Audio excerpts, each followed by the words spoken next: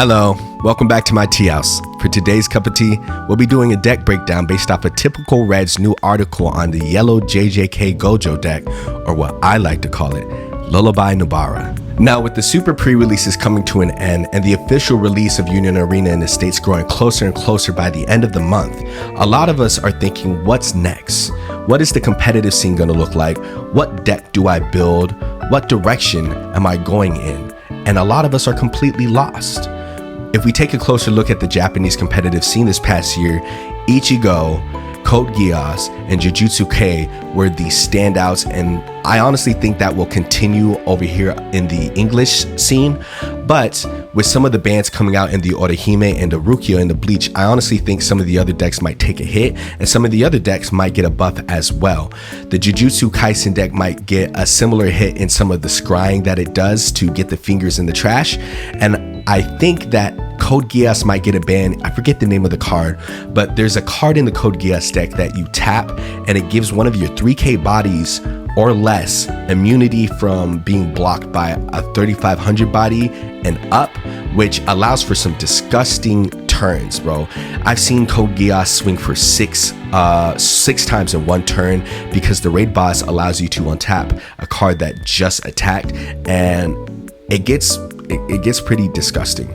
But with the English scene, I think it might be a lot more competitive just because of some of the additions that they're also throwing out. I know that the Hunter x Hunter green deck just got a huge buff in the new Kurapika, the 2 energy, 1 action point cost, allows it to get impact if there's another 5k body on the scene, and that makes me ecstatic. But I'm here to offer you another option. After reading typical Reds article on the Jujutsu Kaisen Gojo deck, I thought to myself, this is the right direction. And honestly, a lot of people that I've watched on YouTube and on the competitive scene across seas haven't really been playing it right.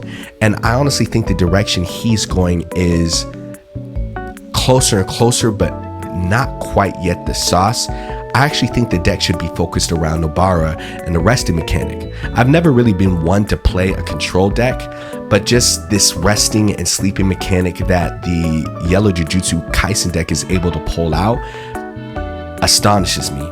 So after reading this article, I got up, I went to Target, I printed out proxies for the first time just so I could do this deck breakdown for you guys. So let's get into the mix. So the common misconception that I see with the yellow Jujutsu Kaisen deck when watching pro players play internationally, and something that typical Red has also pointed out, is that a lot of people build their deck around Gojo. They focus the deck around Gojo, and that is the wrong idea. I understand why people are doing it. It's an amazing card.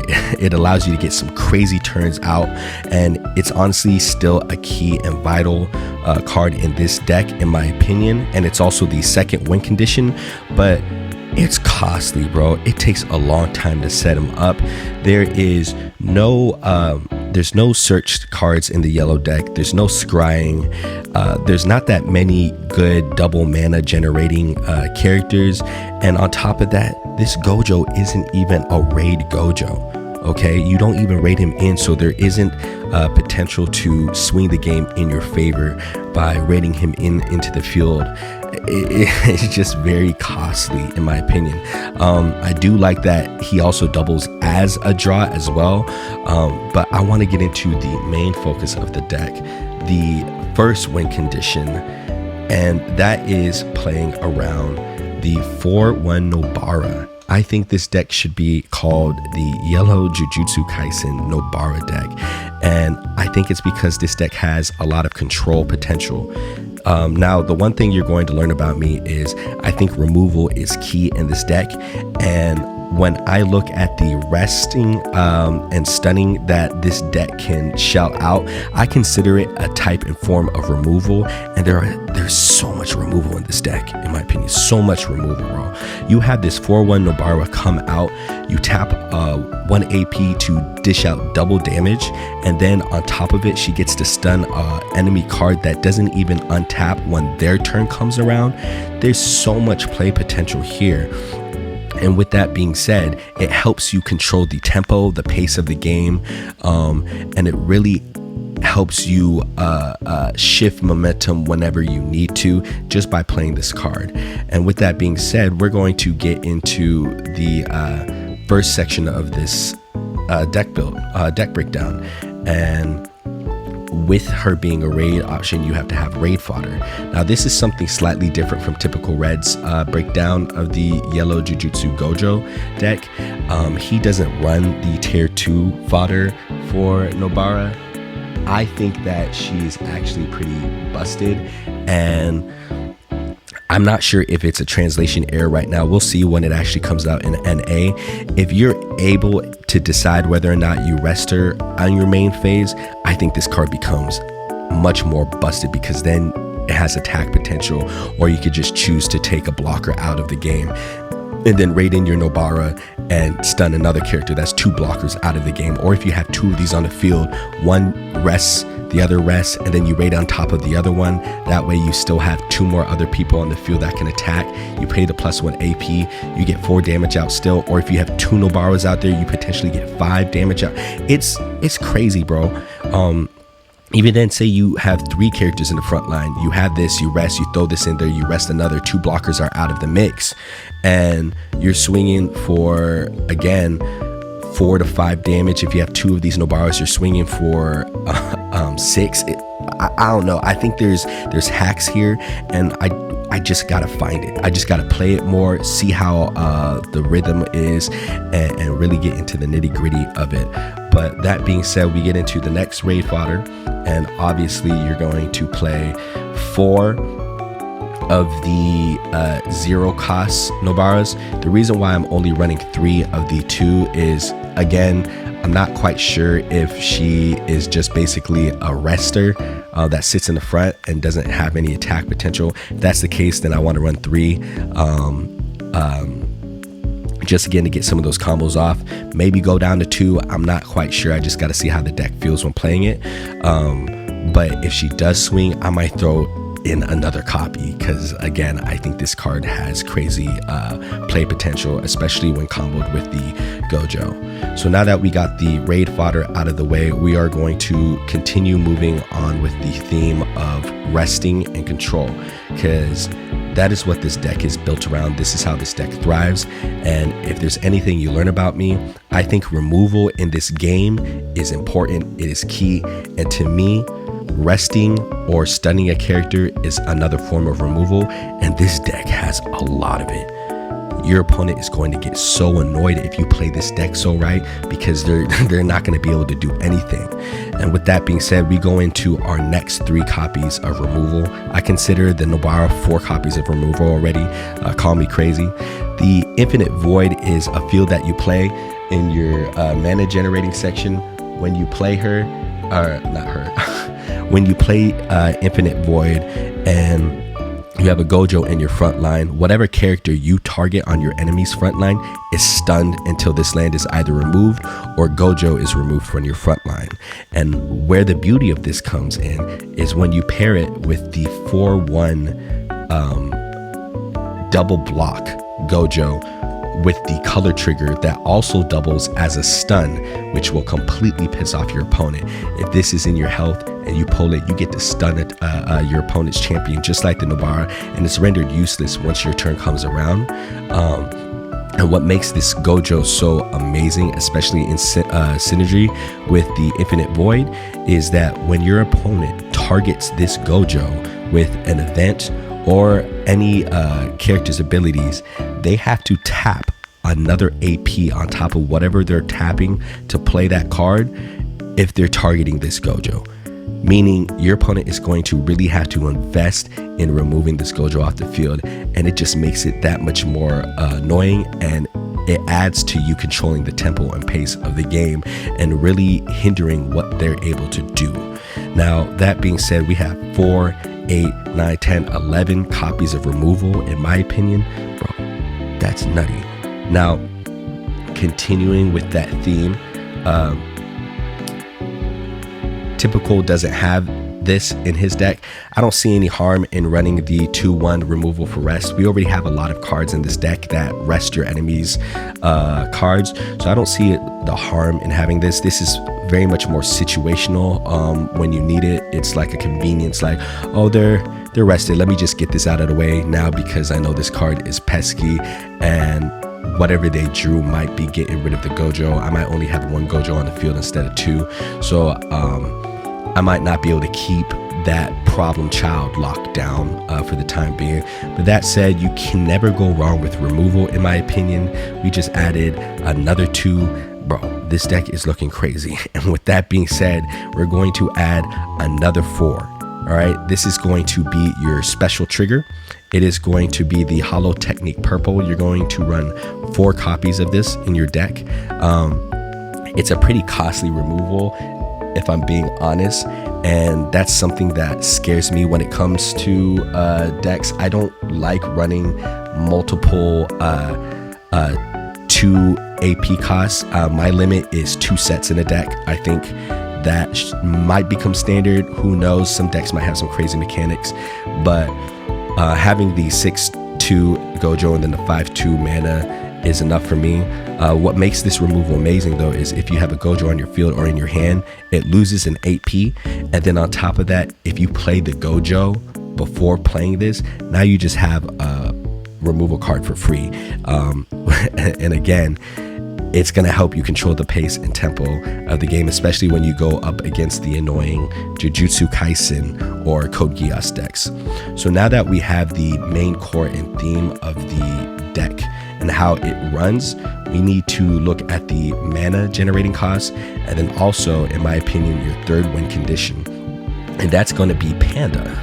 We're going to run 3 copies of Panda.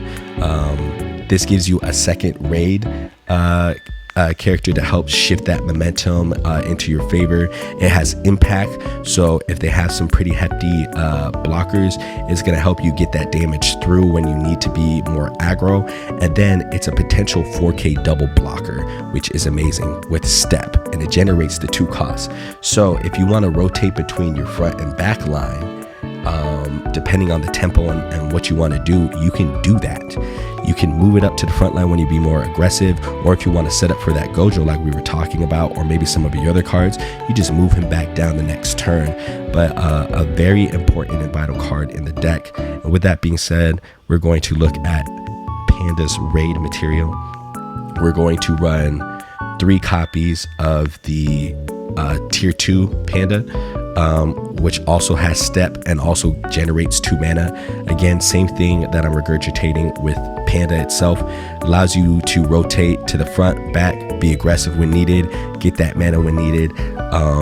Makes the deck a lot more versatile than you would expect it to be. Lastly, we're going to run 3 copies of the baby Panda. I know that in typical Reds breakdown, he runs a whole set of Panda. Again, I don't think Panda is the star of the show or that important or that vital. I'd rather run some of that removal and some of the tier 2s for the Nobara, just to get her out more and have more options. But that being said, I think being aggressive early on in this deck is important. So having the Panda be able to move to the front line, get some early chip damage, and then move back to the mana line to help generate some mana for some of your next characters is much needed in this deck.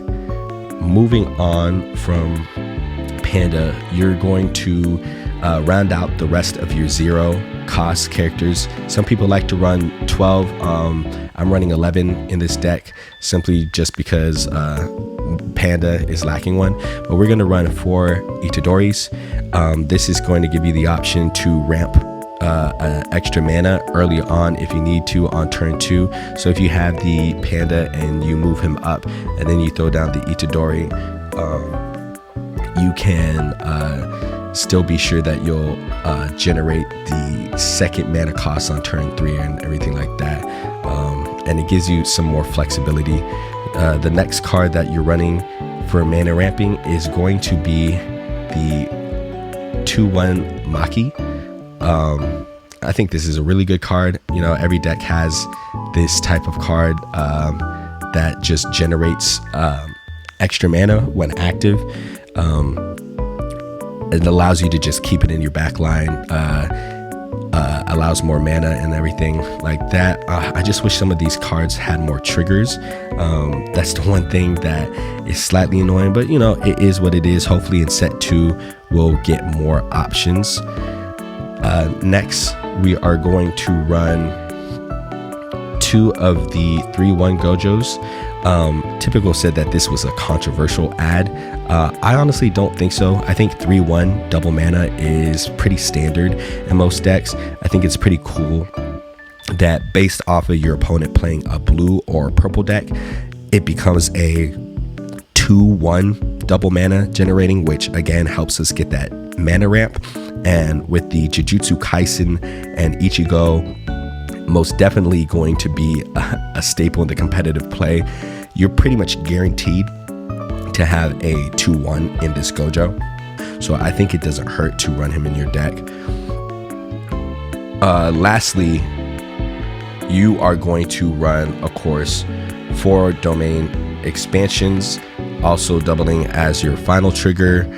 This is going to give you the extra action points you need to get some of this crazy plays and combos that you can do with this deck, especially playing the Gojo, then playing the domain expansion. That way you get the 2 action points back, then playing into the Nobara, getting a stun in there, paying for the double damage, potentially paying for another double damage in another Nobara that you have on the field. There's endless possibilities to this. Some things that are different in my deck versus typical. I know typical is running the at least 1 copy of the 4-1 Gojo that removes land. Similar to me stating that this Gojo is situational, he points out that the land is going to help against the Jujutsu Kaisen field, and describing that Sukuna pulls out using that. Again, I think some bans might come through on that deck, so we'll see, and who knows. Just like the Hunter x Hunter deck, they might add some cards to the yellow Jujutsu that gives us that search or scrying or that mana ramping quicker. But Lullaby Nobara, I think that there is a lot of play potential. I'm excited to test out some of these proxies with my friends, and also download Tabletop Simulator and start playing against some of the other pros that I see in the Discords. But yeah, that's it for me. I really hope you guys like this deck, and I really hope you guys enjoyed this video. I'm still new to Union Arena, just like a lot of us are, so take my words with a grain of salt, but try it out. Let me know what you think about the deck. Let me know if you have any notes or adjustments. Comment it below and give typical Reds article a look. I think the way he wrote it is very well written. He's a bright mind, and I think he's going to be a staple moving forward in the Union Arena scene. But I'm super excited to get into it, and I'm super excited to take a closer look at the Green Kurapika deck. I also want to give a quick shout out and thank you to Eggman for sending through the Gencon Gon. So I'm going to either put this in my book or I'm going to put it in the hard sleeve that it came with. And I also wanted to point out this little LullabyAnto card I got from the LCS championship finals. If you haven't seen that reel, go take a look right now. But that's all, folks. I hope you guys enjoyed your tea break, and I'll catch you on the next one. Deuces.